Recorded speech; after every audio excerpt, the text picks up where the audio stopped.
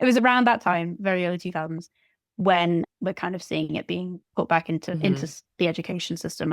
And compared to where we were at with like a handful of people in like the mid 20th century, there's now, according to the last census, and there's all kinds of caveats with census data, but we're up to around 2,200 people who on the census of 2021 claimed to be able to speak, read or write Manx, which is a small place, so that's around 2.5%, if I can do the math properly, of the island's population, up from almost nothing. You're listening to the Speaking Tongues podcast. I'm your host, El Charisse. Each week, I sit down to a conversation with multilinguals where we discuss and celebrate language, life, and culture through our own perspectives.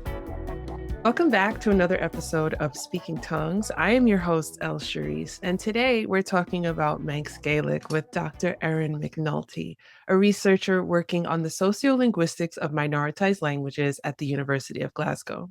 She's a speaker of Manx Gaelic, the Celtic language of the Isle of Man, on which she has recently completed her PhD thesis.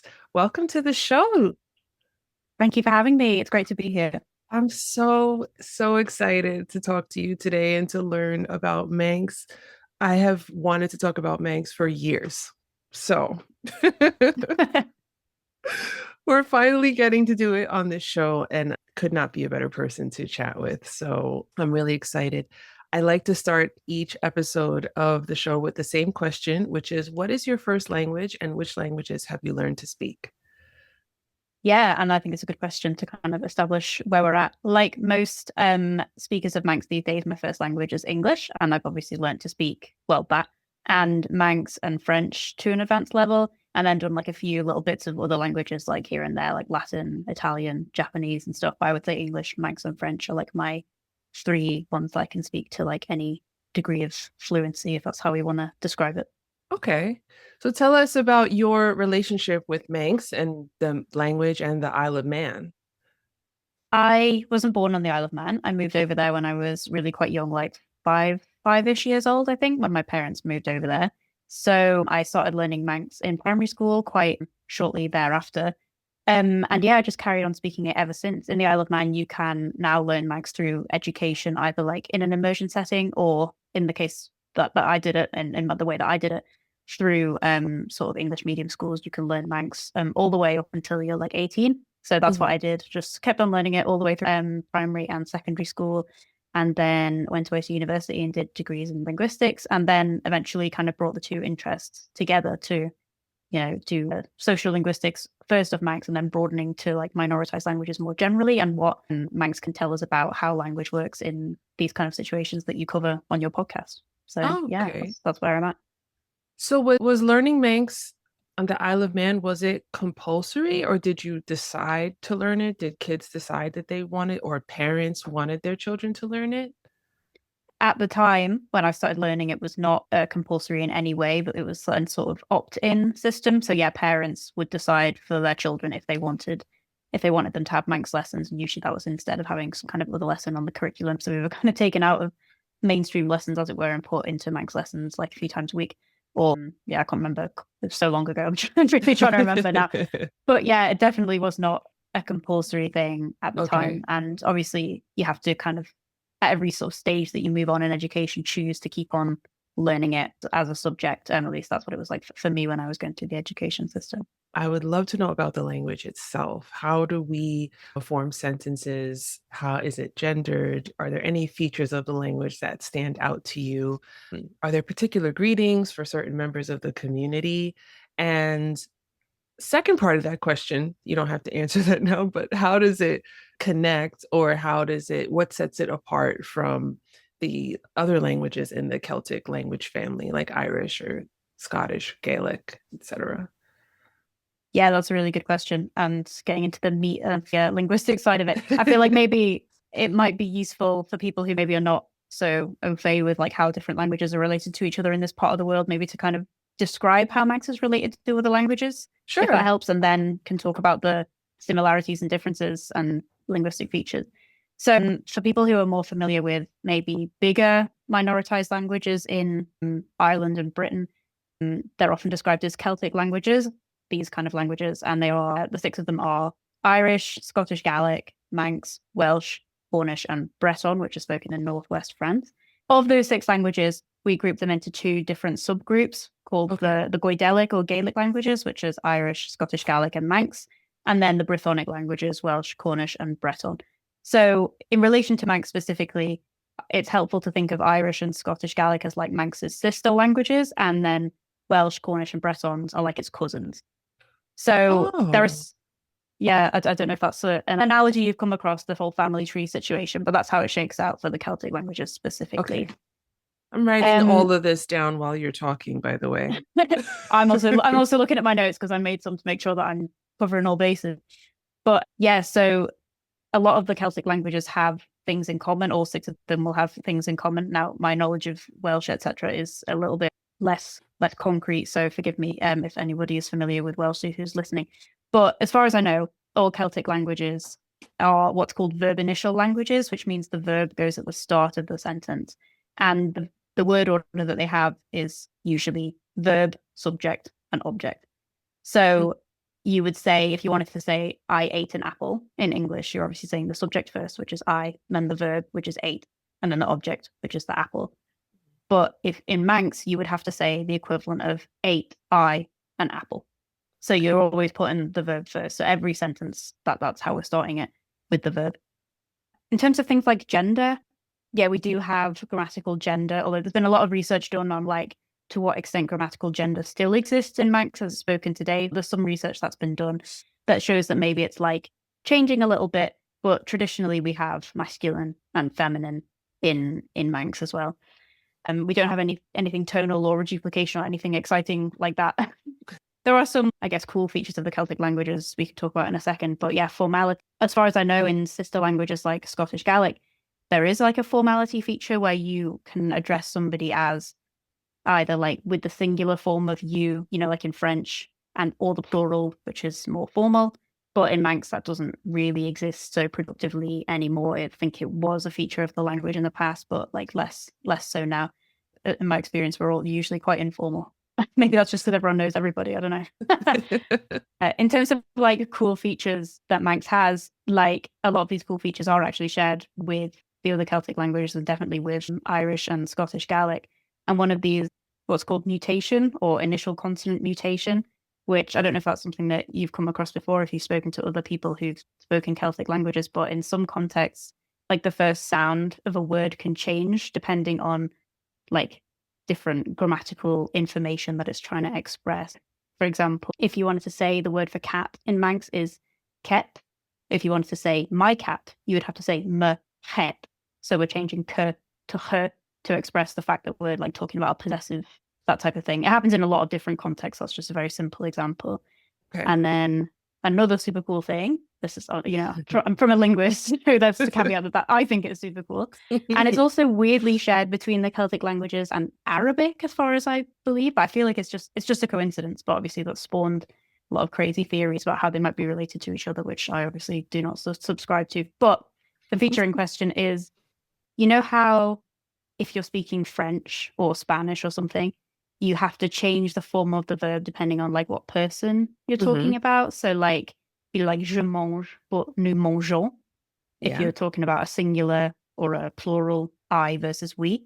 In Manx and indeed in most of the Celtic languages, as far as I'm aware, you have to do that for prepositions as well. And prepositions, in case anyone doesn't know, are these little small words like with or in or under or on that describe the relation of objects to each other. So for example, John is on the table. On is describing the relationship between John and the table. So it's classed as a preposition. And in Manx, you use these small words for lots of different things where you might use a verb in other languages. And you have to always change the form of them depending on whether you're talking about you, like yourself, or another person, or like he or she, or we, or whatever. So there's big long lists of different forms of these prepositions that you have to remember. And it can be something that's quite hard to get. Yeah, it's quite hard to get your head around, I think, for people who haven't come across that before, particularly if you're learning, having just spoken English, where we don't do anything like remotely similar to that at all. But yeah, so some cool stuff going on, in my opinion, anyway. That's awesome. I think that's so cool. You said the initial what was it you said about the The initial? initial consonant mutation, where it changes. Consonant mutation. Yeah. Consonant mutation. I've noticed that in Irish. Irish, if I remember correctly, Irish does it with names as well. So, like, if you're talking like to David or um wait, how does it go? That's something that's, the vocative case is what that's called. So basically, when you're like directly addressing somebody, you can sometimes change depending on what their name begins with. It doesn't work for either me or you because our name both begins with a vowel and you can't mutate vowels. But Okay. say in Manx, the word for John is Juan. So if I was to say like, oh, hey, Juan, I could say like, hey, a Ewan. So the J would change to Y. And that's sometimes where you get the anglicized versions of different Celtic language names from, like Ewan comes from John. Oh So my goodness, really? yeah, so that's a fun little fact there. But yes, that is something that happens in Manx as well. Okay. So vocative case is the word I was looking for. Mm-hmm. Um, and do we have cases in In Manx? Manx. Yeah. Um, do we have cases? I think like yes, but is the kind of answer to that question. Okay. There, in terms of like, obviously there's disagreements about whether the vocative case is like a real case or not, but we definitely have the vocative. We also have the genitive, which is something that's like when something belongs to something else. Okay. So the X of the Y type construction in English, apostrophe S is the genitive case. Okay. But so in Manx, we might say something like, if I use the cat example again, if I wanted to say the cat's tail, I could say famine het. So again, we see the change from k to h is signaling the fact that it's in the genitive case. But we don't have like nominative or accusative or anything like crazy like Latin has or anything like that. It's mostly just sometimes the genitive and the vocative. Okay. Nowadays. Okay. I have forgotten all of my Latin and all the cases I had to memorize in high school and how to use them. So I'm like, wow. No, this is really cool. I scribbling furiously while you were talking. Sorry, I talk so fast. So if you need me to like slow down. No, listen, I'm a New Yorker. I can handle someone talking fast. That doesn't bother me. It's just, I'm trying to keep up because I do it because I don't want to forget. And then, come back and have to ask you to repeat initial consonant mutation as I did before. No, absolutely no problem. So this is great. And I think it's a good like foundation to understanding the relationship between these languages. From your research, what makes the story of Manx unique in itself? I don't like to say compared to, but I know sometimes I'm going to have to because I want Manx to shine on its own without comparing it to anybody else or any other language. Tell us about the story of the revival and what makes it unique and what makes it distinctly Manx. Yeah, that's a really good question. As it's difficult not to compare, right? Especially when we're talking about context, which might be a bit more well known in the global like language revitalization story or whatever. I would say that the story of Manx is one that's kind of like very unusual in the situation that we find ourselves in now. Because usually, I think when we're talking about language endangerment, we're often thinking about the language as being on a like trajectory of decline to an ultimate end point, which might be sadly like the loss of the language of speaker community and all the rest of it. And in very few situations do we see a language which has been effectively ceased to be used as a community language in a broad scale being brought back into like everyday life and into the education system and all the rest of it. Even languages which have undergone decline, like the inevitable comparisons between Scottish Gaelic and Irish, they didn't reach the same point that Manx did, where there was, no effective native speakers and only a handful of second language speakers at one point in the 20th century. So I feel like the uniqueness of Manx's story is one of turning around from that point and showing that can actually happen. Like we don't always have to just like, sort of sit down and accept that, it's gone now and whatever. And as a linguist, I think it's interesting because we actually don't really know how language change or language learning or language acquisition works in situations like that, where we don't have this like native speaker community to go back to and serve as a model, or like, and all the rest of it. So I would say that is the unique case of Manx's like unique contribution to that kind of situation. I feel like, unfortunately, it might be a situation that becomes more common as language endangerment progresses, but at least maybe it might be, we shouldn't be using Manx as an example to say like, oh, well, we can just let it die and then resurrect it, quote unquote, at some point in the future. But it's also like, it's not the end of the road. Like, it can happen. Yeah. And I feel like a lot of similar like sort of situations are looking towards Manx as maybe a model for how we might be able to get a language back into community circulation in some small way. So that's what I think is really interesting about it. It's an example of, up to this point, quite successful language revitalization. Yeah. Now, how did we get to this point? For our listeners to know, how did it get so critical and to the point where we have to revitalize the language in the first place? Yeah. And I think listeners are probably going to find this quite a similar story to maybe something that their community has experienced or that they are familiar with in other contexts. It actually happened quite rapidly in the Manx context, that in sort of the 19th, I am simplifying it quite a bit, but TLDR, in like the 19th century, a large proportion of the Manx speaking population of the Isle of Man, because it was broadly Manx speaking at that time, started to switch to speaking English instead. And this was largely for reasons that might chime with other places in the world which were part of the British Empire at the time. Understood. So a lot of this is to do with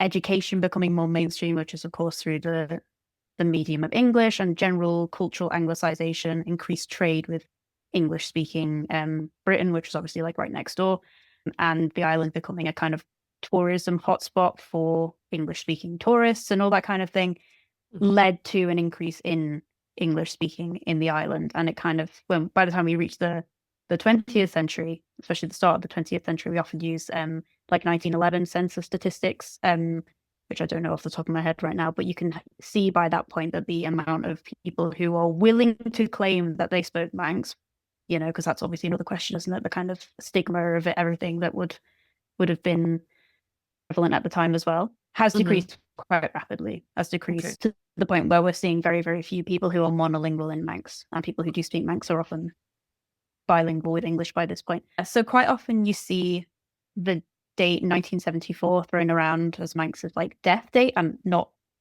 for not good reason. If we can, that doesn't make sense syntax wise, but you know what I'm trying to say. Because that was the date where the last native speaker of Manx, as he's often referred to, Ned Madrill, passed away. But realistically, for most of the 20th century at that point, we are seeing the remaining people who would have had competence in Manx from an early age being quite elderly and quite isolated. The vast majority of people are using English by this point. Yeah, so a lot of daily life would have been in English, and then you've got a few pockets of people who would have had some memory of speaking Manx from a younger age, and that's where we get a lot of our evidence from in terms of recordings and things like that were made around this time.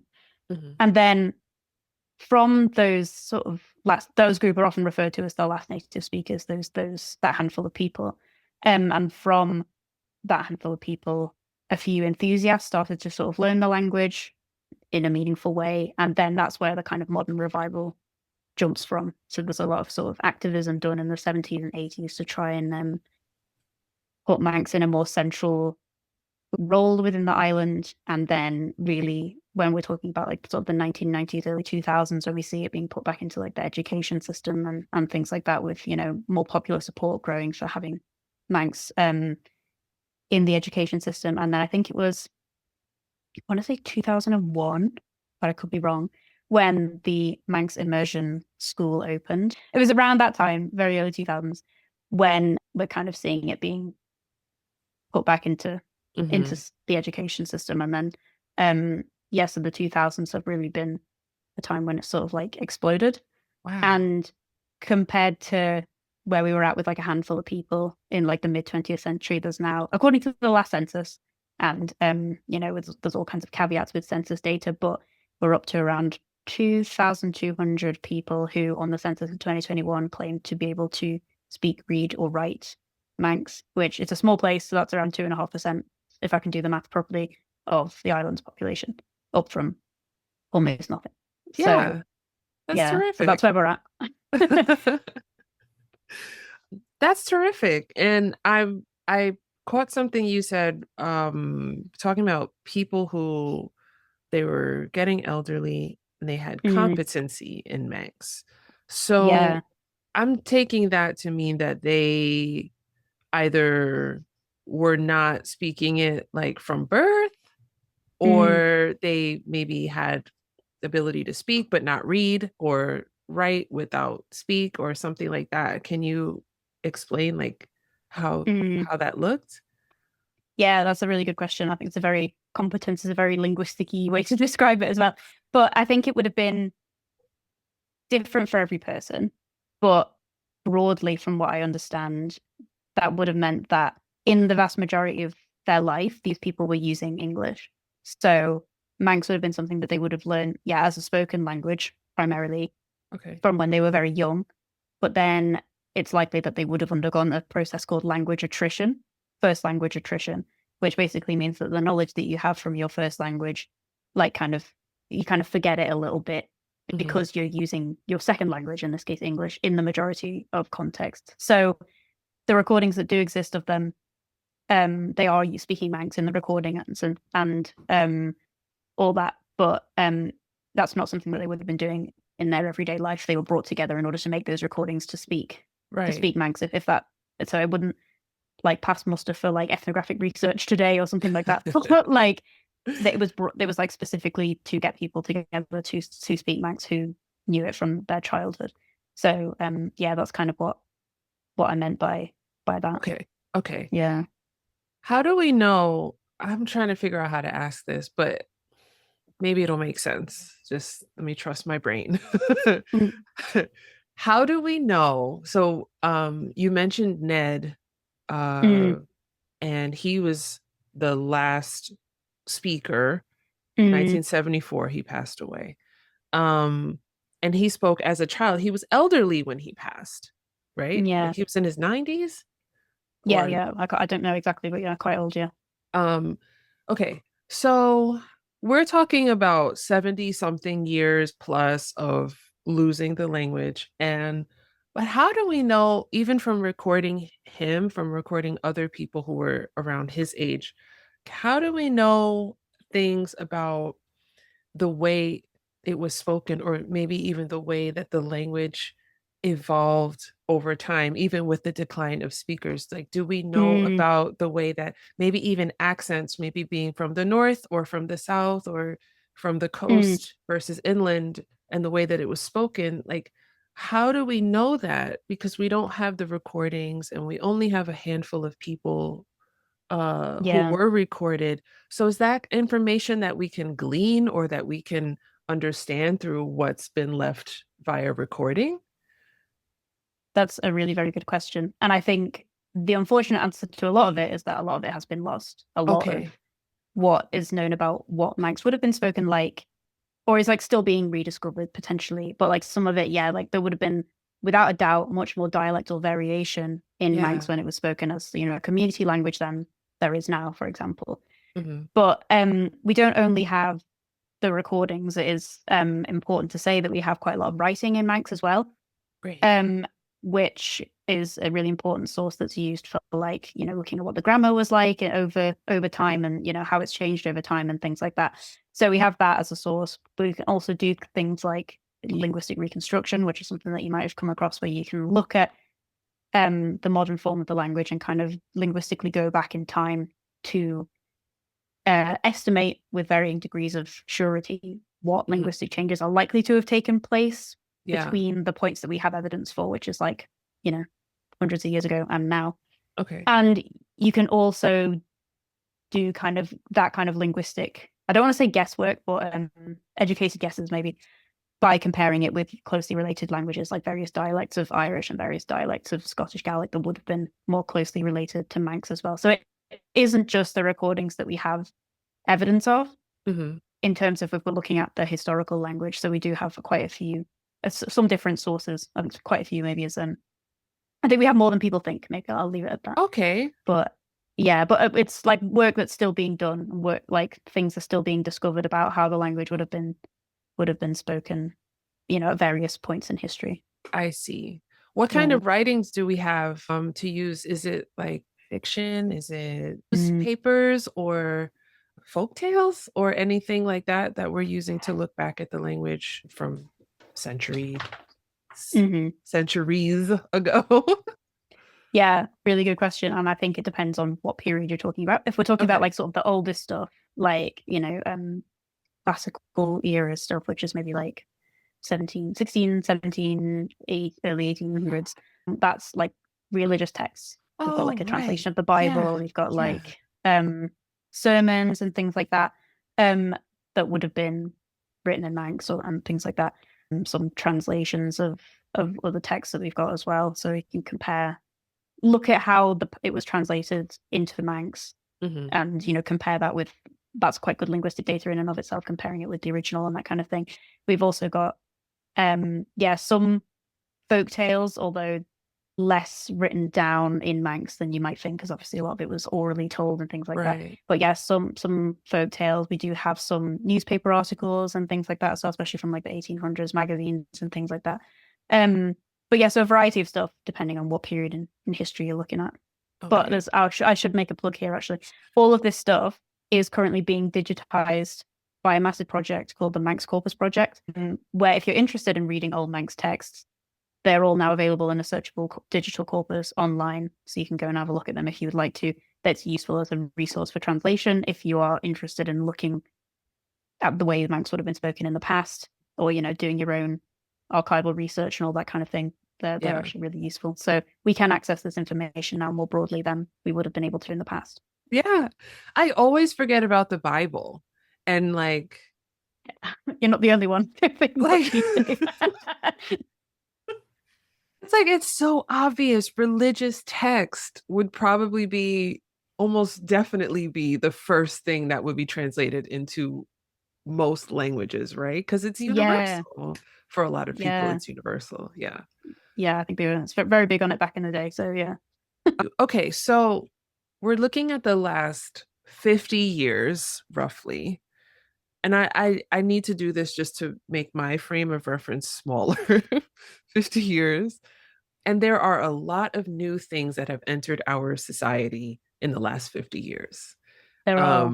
So, a pencil is a pencil now. It was a pencil in 1850. But now we have iPads and we have, ring lights and we have curling irons and things like that.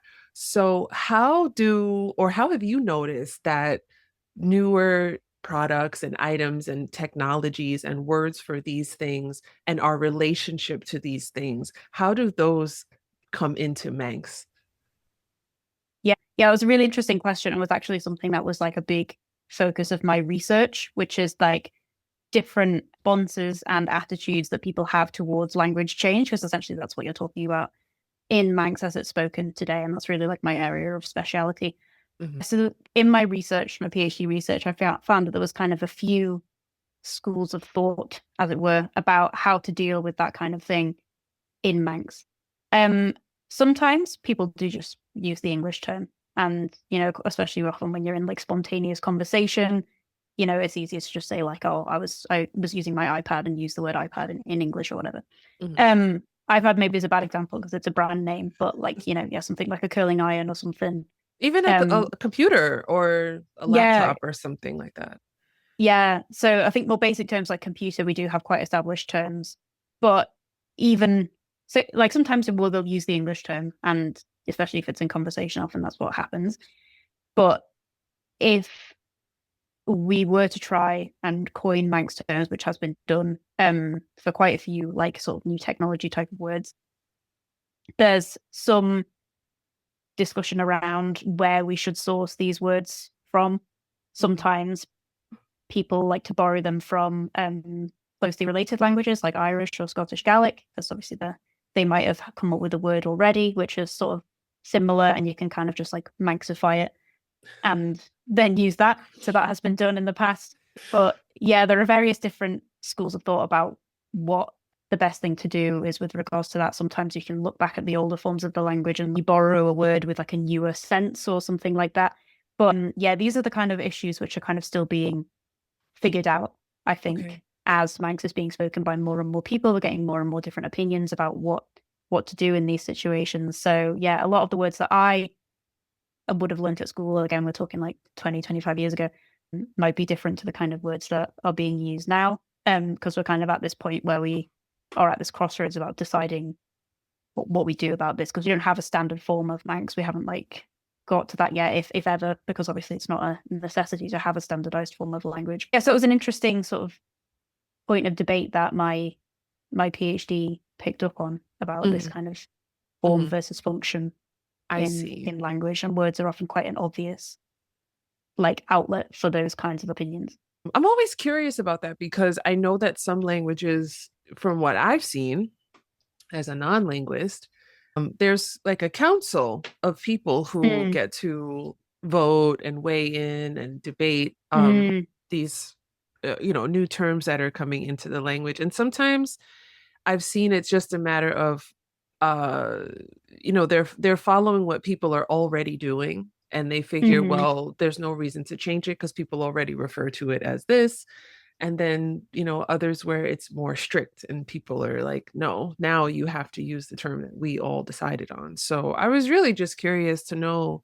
Oh, Yeah, no, I think that you've really hit on the kind of prescriptivism versus descriptivism issue in mm, like language planning in general, and especially kind of often weighs heavier on smaller languages or minoritized languages where maybe you don't have a standard, or maybe the standard is emerging, or maybe again there's a lot of strong opinions about what the language should sound like or look like. So maybe a prescriptive approach would be maybe like the latter one you described, where you've got some authority, which is like saying, hey, this is the word for this, use it, whatever. And then the first approach, which is more descriptive, which is like, let's look at what people are actually doing and tailor our expectations to what's actually being used in the community. And also, I think I've noticed in my discussions with people as well, like there's the question of using something in casual conversation versus using it in writing or whatever. So it might be that people who want to write in Manx might look for a Manxer way of saying something, whereas that might not be the same if you're having a conversation in the pub where you might be a bit more lax about what you're saying or yeah. whatever.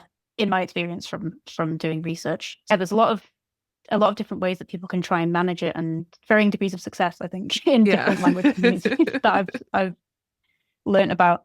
But yeah, no, it's a really good question. I think one it's so we'll wait and see. Okay. Yeah. Time will tell. That's all Yeah. we can do, right? Yeah. Just watch the space, I guess. So when it comes to the revitalization efforts, what Mm. role do you think digital tools, media, or community spaces are playing right now?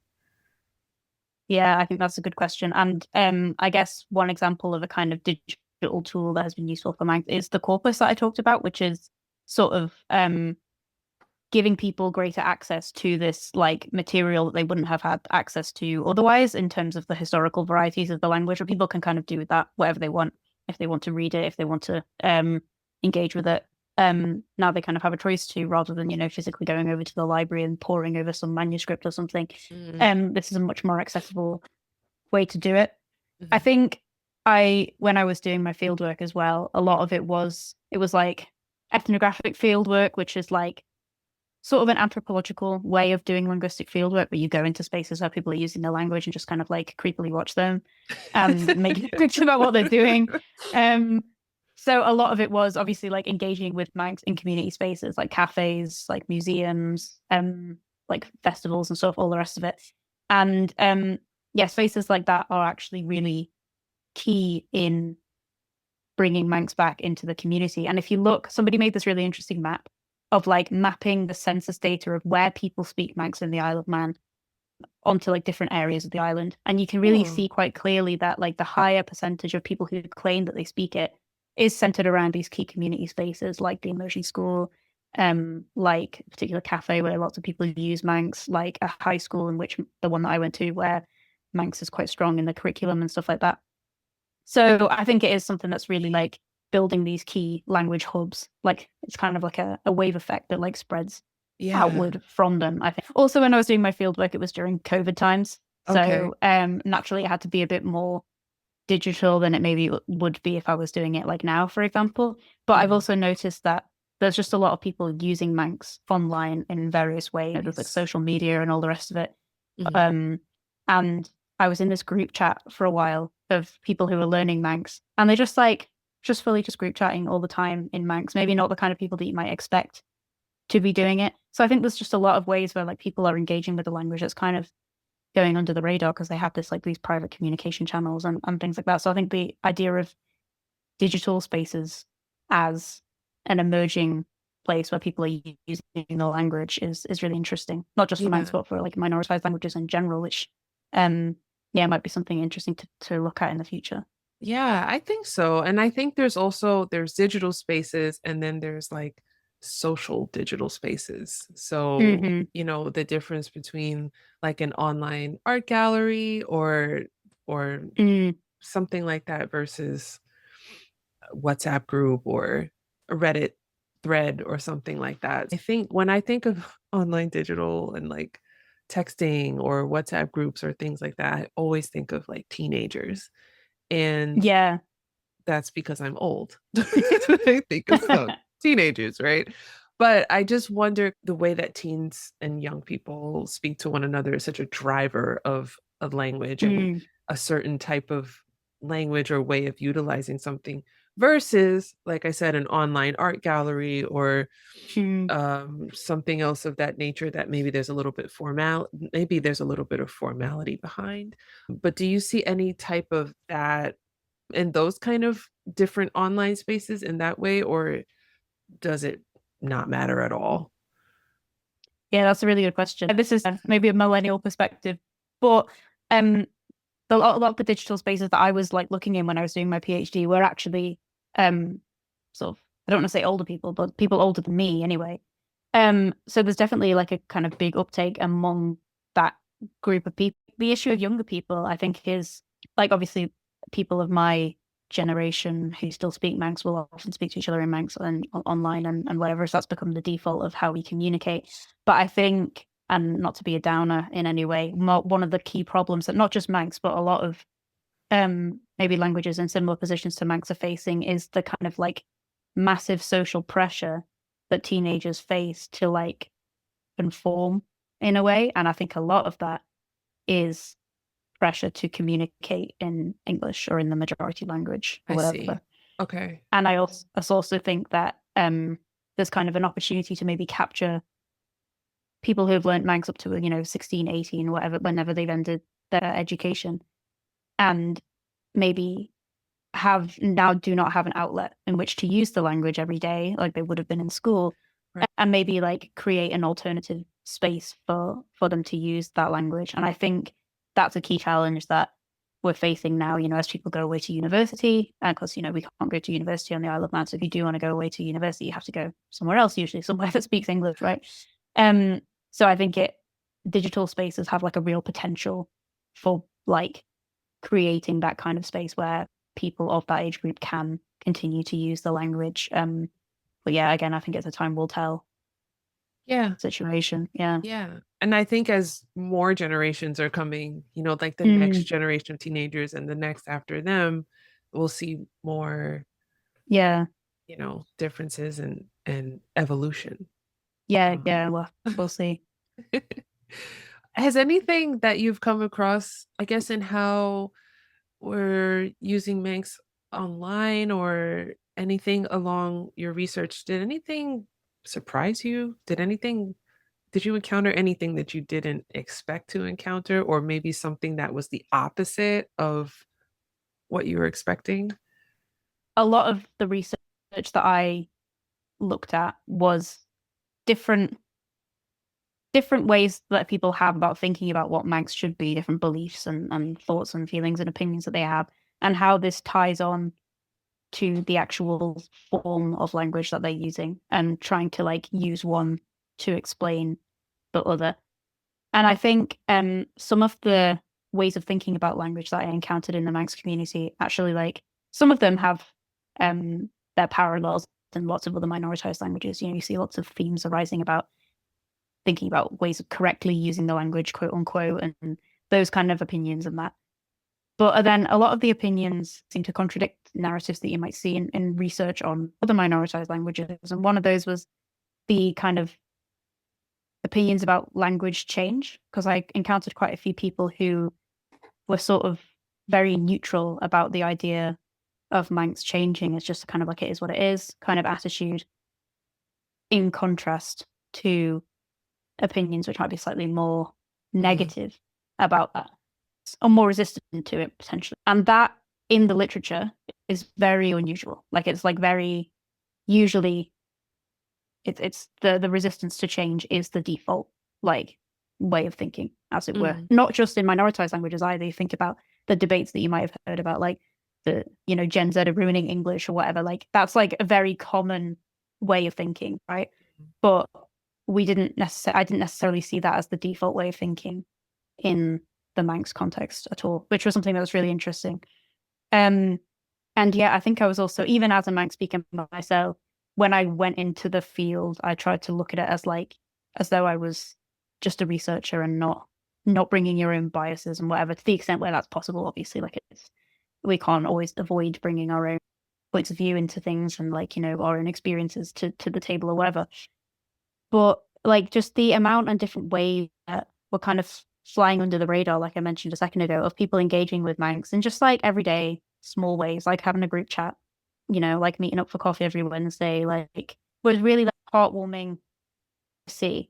And obviously we've still got lots of work to do and we can't rest on our laurels, etc. But just like people have a real like sense of wanting to continue doing this. And not just like, and just a massive range of people as well, not just people who were born on the Isle of Man, not just people who grew up on the Isle of Man, people who moved there, like all kinds of different people. And yeah, it was just really nice to engage with a wide range of people who were doing that, and, you know, just kind of putting along in Manx in our own small ways, you know, making up a community, I guess. Yeah. But yeah, it was nice. Yeah. What do you feel were things you had to let go of, or just if you're not going to get in trouble to say? But it's something I do talk about it in my thesis about, like, what do they call it in academia? Positionality, reflexivity, whatever. Like, basically thinking about how your existence in the space impacts how the other person speaks to you. Right. And like the kind of data that I would have got was completely different to if I had been, like, as you say, somebody brought up in anywhere else. Yeah.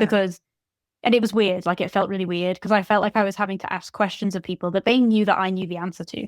But I wasn't really asking them about the answer. I was kind of asking them about their thought process. And there was a bit of, especially if it was somebody who I'd known quite well beforehand, because some of the people I interviewed, I'd known them quite well before, you know, being a researcher or whatever. And you could see them being like, you know this, like, what, you must know this, like, why are you asking me that? And you know, you feel a bit silly, but yeah, and it's funny because you can also see them making assumptions about you and the way that you speak from the way that they respond to you. And that in itself is actually really good data. So every time I would have like an interview or go and visit a cafe or whatever, I'd be like scribbling furiously like 3 pages of notes about this whole matrix of like, how are they perceiving me and perceiving them and blah, blah, blah. And like, it was really like weird to kind of straddle that role of like being somebody who speaks Manx and also somebody who's researching Manx, because quite often research on Manx is done by people who don't speak Manx. Right. And it's not, mine was all done through the medium of Manx, like all my interviews are in Manx and all the rest of it, but that's not really been done before. And yeah, sometimes it was strange when I was in like sort of conversation groups and somebody would ask me, oh, what does this word mean? Or what does that word mean? I'm like, do I tell you? Because then I'm influencing. Like, right. If I don't tell you, then I'm a bitch because like I know, and you're trying to like ask for help. And like, so I'd have like pages and pages of like agonizing over whether I should have like translated this sentence for somebody or something. And like, but again, it's all data. It's all data. But yeah, it was weird. It was a weird experience. You're like, sounds like. Yeah, trying to like hangman or something. But yeah, I don't know, you know. It was, yeah, it was like into having 2 hats on at the same time. It was odd. Yeah. That's so interesting. Tell me a bit about some of the differences.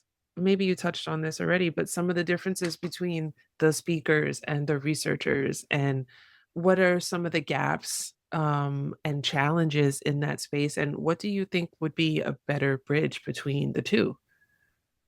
Yeah, and again, like I kind of mentioned that a lot of research on Manx has in the past maybe been done by people who were like not didn't grow up speaking the language or whatever, which is not a bad thing. Let me be clear about that. You just Yeah. get a different perspective to, and maybe you're asking different questions, because I feel like a lot of the time, if you're coming at it from a completely fresh perspective of not knowing anything about the language, really, you're just asking the same questions over and over again. Whereas maybe if you have a perspective where you already kind of, you know, the basics already, you've already, Hmm. you know, you can come at it from maybe an angle of having already done that foundational work of knowing what's what or Hmm. whatever. So I think now we're seeing more research being done from the latter perspective by people who are in the community, which is good. But again, not that the other stuff is not good, but this brings a different angle to it to make it a more vibrant research field, I think, now than it has been in the past. So that's really good. Hmm. One of the issues, I think, is that a lot of the research that's being done is being done, again, it's good research by members of the community, and it's often done on a voluntary basis. So we don't have a lot of proper funding or resources to do all the research that needs to be done on Manx, both on like a linguistic structural level, like looking at the historical language or whatever, and also on like what does the language need now. Both of those things suffer from inadequate resourcing and Okay. inadequate funding. So a lot of the research that does get done in academic institutions, like my research and like some of my colleagues, obviously we have funding from our institutions and we have funding from funding bodies within like the UK or Ireland or wherever we're based. But that you would think that there should be a reservoir of funding on the Isle of Man for Mm. research to be, and that's like not been the case. Right. Like, so that's kind of a problem that we're rubbing up against, in that we're maybe not being able to do as much as we should be able to be doing. Hmm. Um, but and also I think whenever you're doing research in like minoritized language communities, you kind of always need to ask, what does the community actually want from its researchers, and is the research going to be beneficial, both like in terms of being interesting and also maybe in terms of actually being productive for the things that the community needs. And obviously you have to do some kind of foundational research to work out what the community might need in the first place or what the challenges are or whatever. But I think there's a danger that, and I'm including myself in this as well, that if we're in our academic institutions in the UK or wherever else, that we just like do research on the Isle of Man, take it away, and then it never comes back. Right. You know what I mean? Right. Yeah. So that's also a challenge as well, in that kind of separation, geographic as well as anything else, is Hmm. is a challenge. And again, I don't really see it's difficult to address it without having an academic institution on the Isle of Man where this research could be based. Yeah. Um, and yes, so maybe further engagement with the community is probably between the community and the research community, the speaker community and the research community. That's what I mean. Might Yeah. benefit both these community initiatives and also help steer the direction of like Manx language research into something that people feel is beneficial and people feel is worth, you know, worth the time. And so yeah, it'd be really great to do some kind of research project that has a committee of both academic and community stakeholders with like a very Yeah. clear shared goal of the betterment of the language community, where obviously people are going to have different opinions about what that means, but you know, something that bridges the gap a little bit more. So Yeah.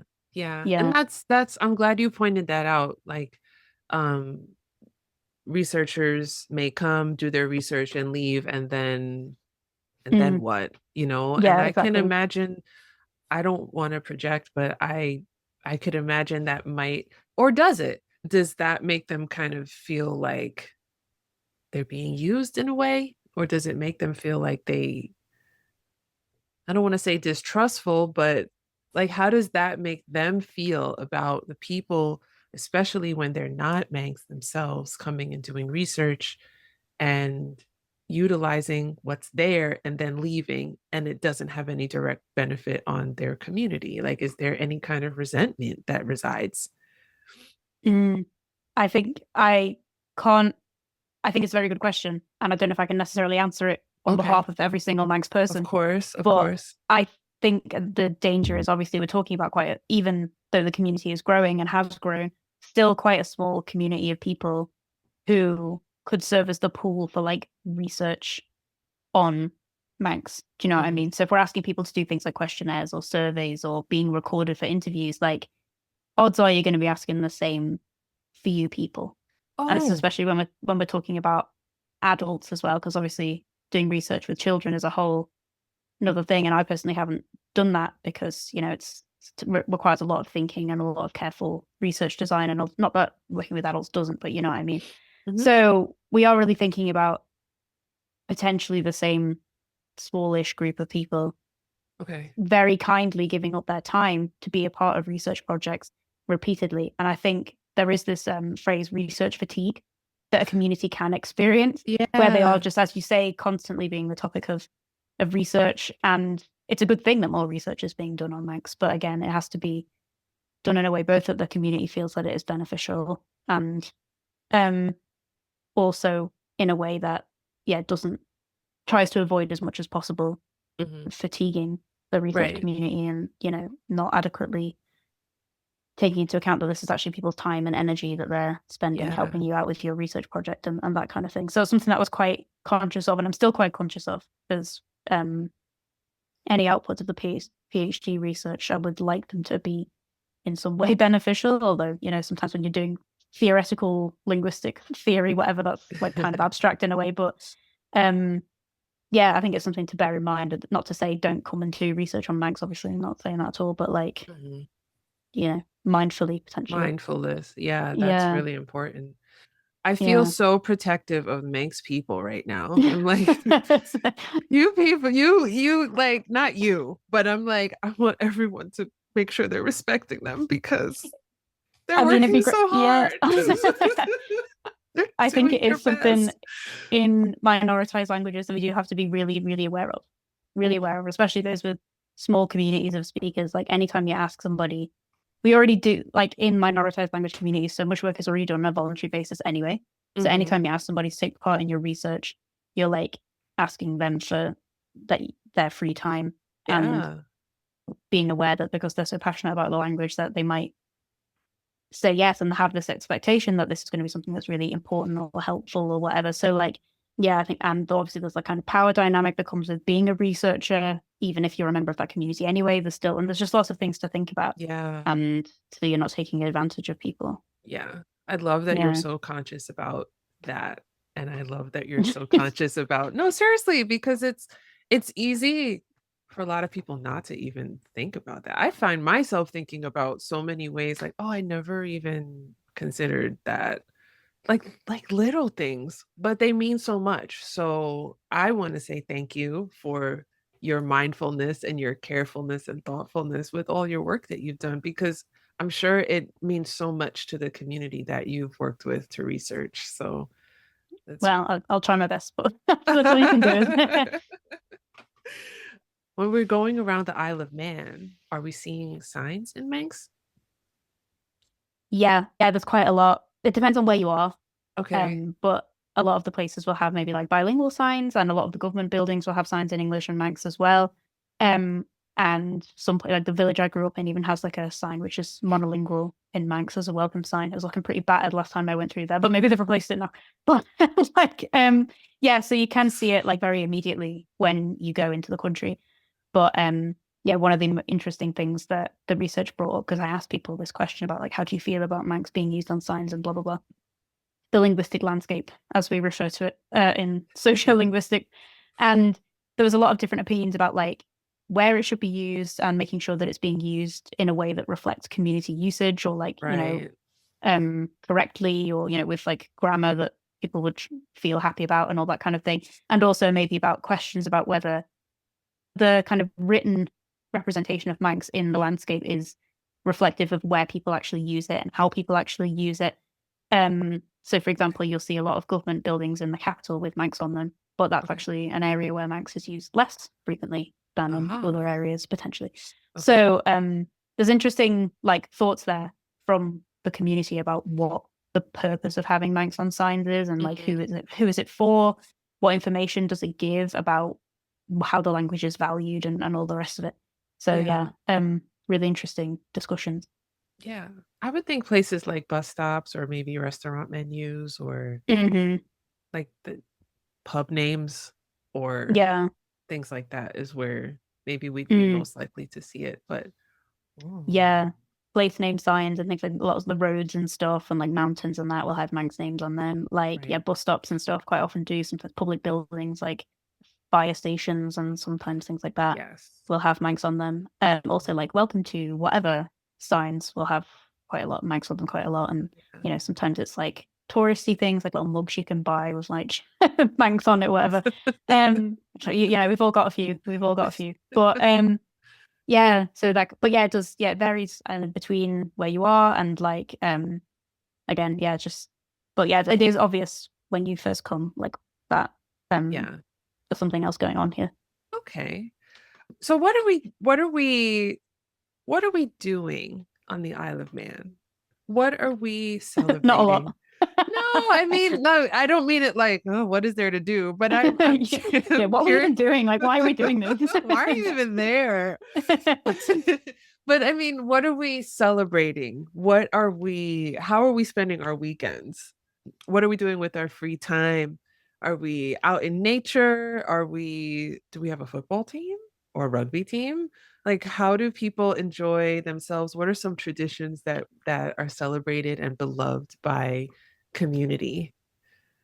Yeah, very good question. It very much depends on the kind of person you are. But yeah, like the Isle of Man is really well known for like some sports. Like I don't like motorbike racing is a really Oh, big thing on the cool. Isle of Man. I think around about now is when it's like the TT is the biggest road race in the world, Mhm. whatever, which, you know, people will just come over on their motorbikes and drive at like crazy speeds around the island, and some people get a kick out of that, I guess. Cycling is also something that people come over and do quite a lot because like it's such a beautiful place and so Oh. amazing for nature. The Isle of Man is also like the only entire contiguous nation in the world to be under UNESCO biosphere status, No way. which means which means that it's like to do with protecting the environment and local culture and things like that. So it's a very like uh, good place for nature and getting out and walking and things like that.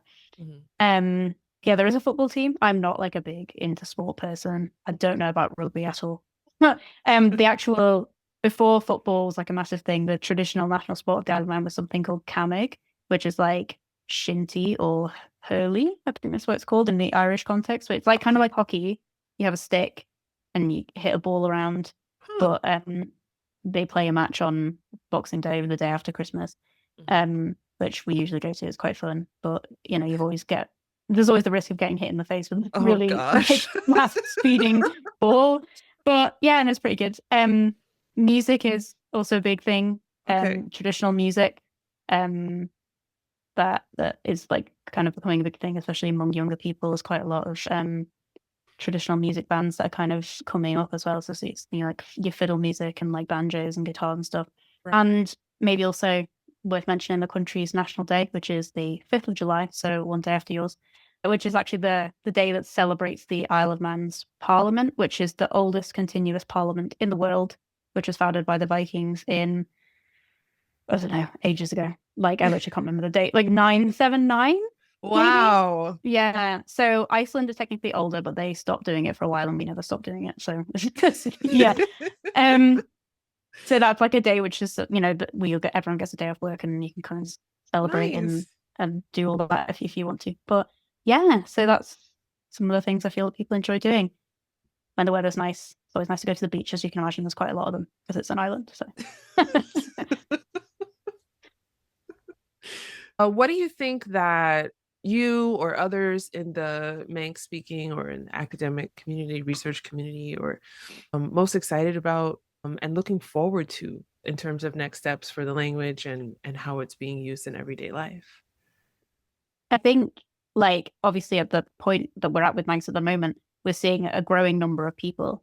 So I really think it would be great to continue that trajectory of growth to sort of like, there's a goal in the Manx language plan, which is a language planning document that's been put forward by some organizations in the Isle of Man to do with the Manx language to get to 5,000 speakers in the next, I think it's by 2032.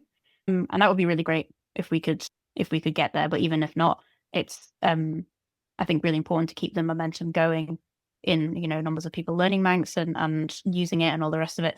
I think part and parcel of that is maybe expanding education offerings in Manx as well, if, to the degree that that's possible, would be something that I'd really look forward to if that was to happen. And I think what we also need to do is work together with other communities that might be in a similar position to us, not just maybe the obvious ones like, Irish and Scottish Gaelic and the other Celtic languages, but looking broadly further afield in terms of other languages. I'm thinking also specifically in maybe Indigenous contexts in the Americas or Australia and New Zealand, just kind of all sharing our best practices and words of wisdom is something that I really feel quite strongly about, both as a researcher and as a speaker.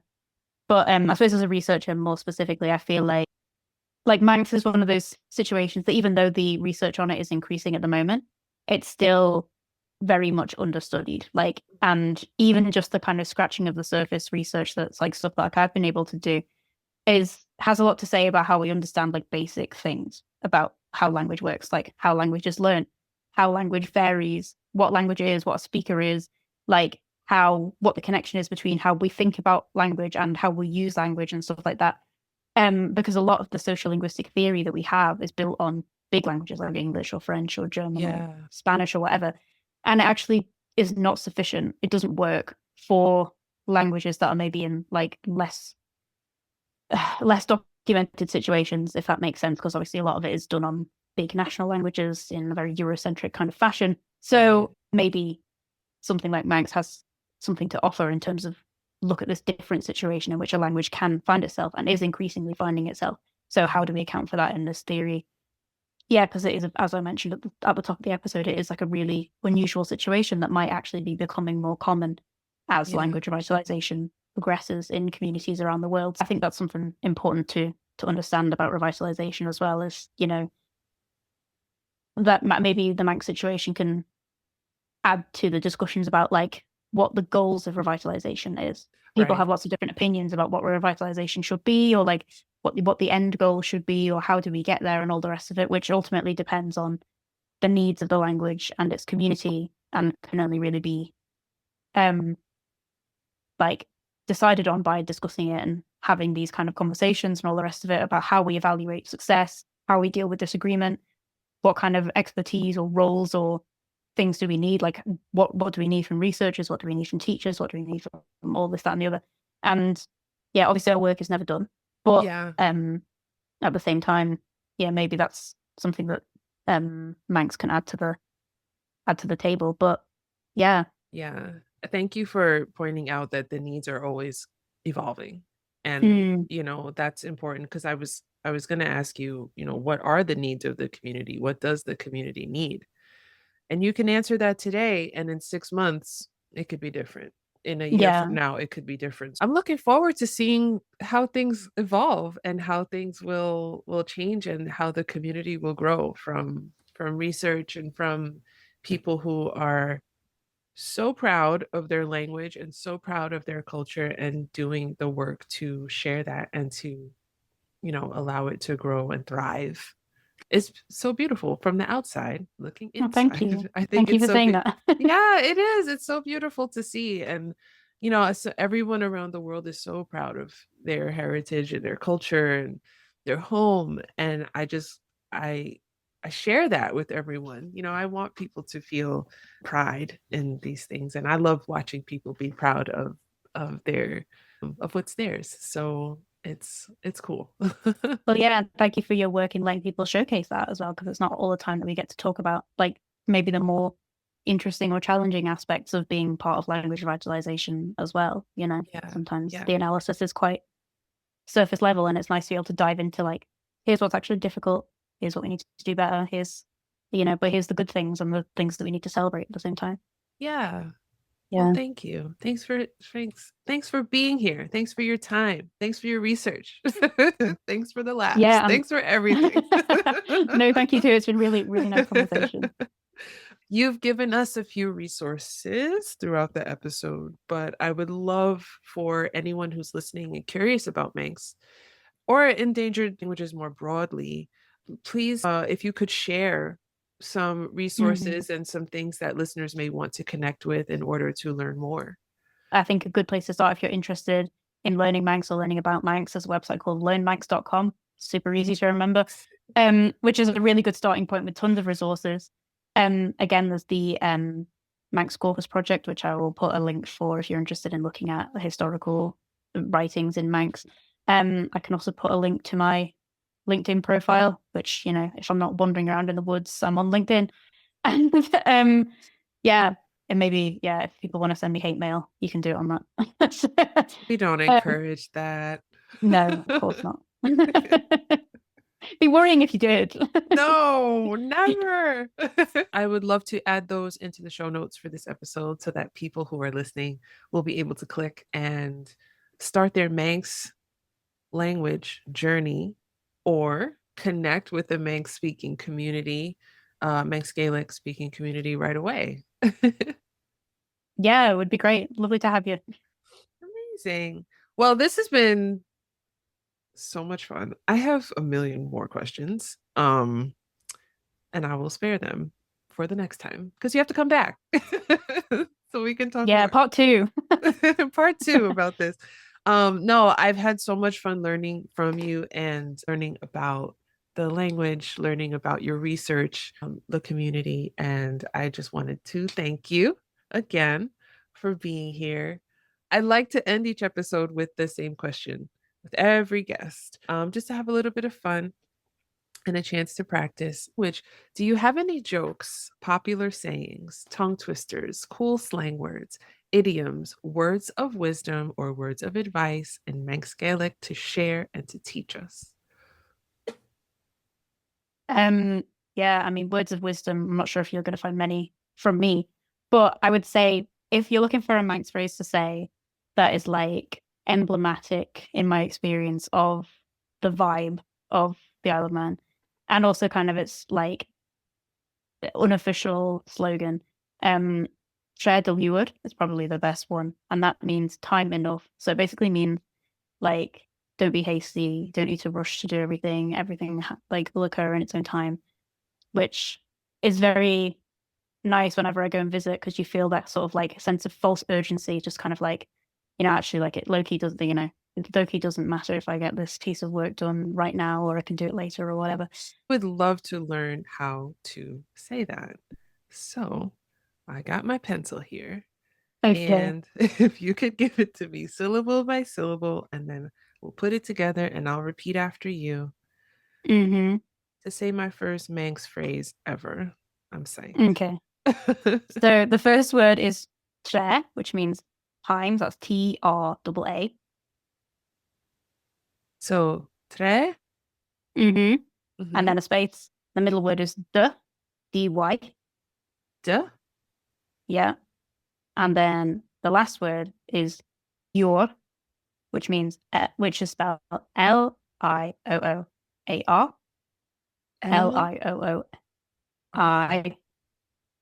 LIOOIAR, which means dilued means enough. So share time dilued enough. Tre. Die. Dlur. Duh. So it's just like as if it was spelled DUH. Duh. Dilued. I left that part out. De lure. Yep. Tre. Die. De lure. De lure. Yep. Okay. And once again, the meaning of this is time enough. Time so like enough. You've got enough time. This is very emblematic of island life, period, all over the world. Nobody's in a rush to do anything. I know. I Type B personality everywhere. And I don't say that pejoratively. I think it's so beautiful because, you know, I mean, some islands like Manhattan or England, maybe, you know, things are a bit hectic, but smaller islands, let's say it's, you know, smaller islands tend to be like, go with the flow of life. Yeah, it's not that serious. Yeah, no need for shoes. I hate wearing shoes, so I just threw that in there I threw that in there for me.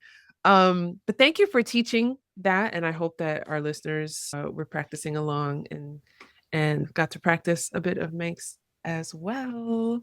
I'm so excited, and thank you again. Oh, before I let you go, in this situation where you've been talking to someone for quite some time, let's say if we're on the Isle of Man and we're about to go our separate ways after some time, what would be the best way in Manx to say goodbye? Yeah, good question. Well, first I would say good amayad, which means thank you. So thank you for all your questions and for listening to me yap for like 2 hours at this point. Um, and if I was gonna say goodbye in a very like formal way, I would say slem yap, which means like health with you. So like goodbye. But if I was gonna be like slightly more informal, I would say himu, which means see you. So if Himu. I'm gonna see you again, I will say himu. Himu. Yeah, Himu. Erin, himu. thank Yeah. you again for this conversation, and I'll be talking to you soon.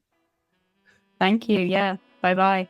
Bye. New episodes of Speaking Tongues are available every Monday, 7 a.m. Eastern Standard Time. Don't forget to subscribe to our YouTube channel and to like and share episodes with other language lovers like yourselves.